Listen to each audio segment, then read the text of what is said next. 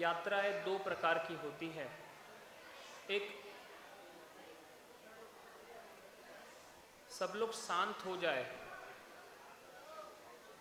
यात्राएं दो प्रकार की होती है, एक आंतरिक यात्रा और एक बाह्य यात्रा। तो आज हम लोग यहाँ पर इकट्ठा हुए हैं वर्षा योग कलश स्थापन के लिए। वर्षा योग कलश स्थापन,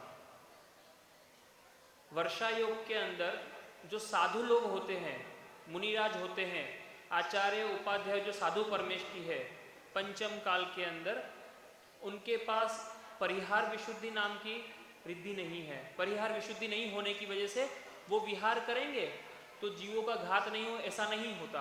और चतुर्मास के अंदर जीवों की उत्पत्ति खूब अधिक रहती है। इसके चलते जो पंचम काल में विशेष करके जो साधु हैं उनके लिए चतुर्मास में आचार्यों के द्वारा शास्त्रों के अंदर कहा गया है, आगम के अंदर कहा गया है कि अपनी जो बाह्य गति है, बाह्य यात्रा है, उसको एक स्थान पर विराम कर दे वर्षा काल के दरमियान। कब से लगा के? आषाढ़ शुक्ल चतुर्दशी से लगा के कार्तिक कृष्ण चतुर्दशी, यानी कार्तिक कृष्ण अमावस्या के दिन वो वर्षा योग का समापन कर दे। वैसे देखा जाए तो जनरली चतुर्मास होता है 105 दिन का। अब की बार एक अधिक मास होने की वजह से 135 दिन का चतुर्मास। चतुर्मास ना कहकर वर्षा योग, क्योंकि चतुर्मास का अर्थ समझते लोग 4 महीने, पर जनरली सामान्य रूप से देखा जाता है कि वर्षा योग जो होता है 3.5 महीने का होता है, और अब की बार एक मास अधिक होने की वजह से 4.5 महीने का है।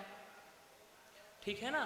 तो क्या कह रहे थे कि बाह्य गति को कुछ समय के लिए रोक दे और आंतरिक गति को वेग दे, आंतरिक यात्रा को वेग दे। किस प्रकार की आंतरिक यात्रा? विशुद्धि की यात्रा को, अपनी आत्म विशुद्धि बढ़ाने के लिए जो यात्रा है उसको वेग दे। बाह्य यात्रा को कुछ समय के लिए रोक दे। अभी हमने देखा कि कई लोगों ने श्रीफल अर्पित किए, कई लोगों ने भगवान के चित्र का अनावरण किया, गुरुदेव के चित्र का अनावरण किया, कई लोगों ने दीप प्रज्वलन किया। तो हम इन क्रियाओं के माध्यम से ये समझे कि जिन्होंने कलश के स्थापन किए वो ऐसी भावना भाए कि कभी हमारे भी वर्षा योग के कलश के स्थापन हो।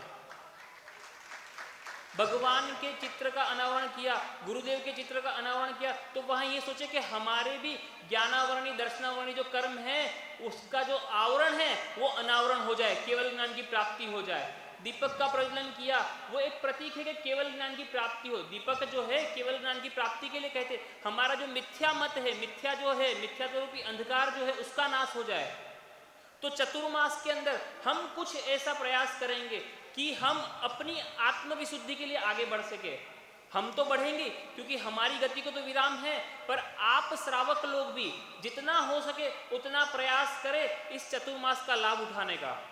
और आप लाभ उठाएंगे तो उसमें आप लोगों की विशुद्धि बढ़ेगी, हमें तो उससे कोई अंतर नहीं होगा, क्योंकि हम तो अपनी साधना में लगे ही रहेंगे। पर जितना लाभ अधिक आप लोग उठाएंगे उतनी आत्मविशुद्धि आपकी बढ़ेगी, सम्यक दर्शन की तरफ कदम आपके बढ़ेंगे। ठीक है ना? तो चतुर्मास का समय यानी कि वर्षा योग का समय आपको गुरुदेव की कृपा से अब की बार मिल गया, तो आप लोग उसका अधिक से अधिक लाभ उठाए। इन्हीं भावनाओं के साथ में अपनी वाणी को विराम देता हूं और पूज्य गुरुदेव से निवेदन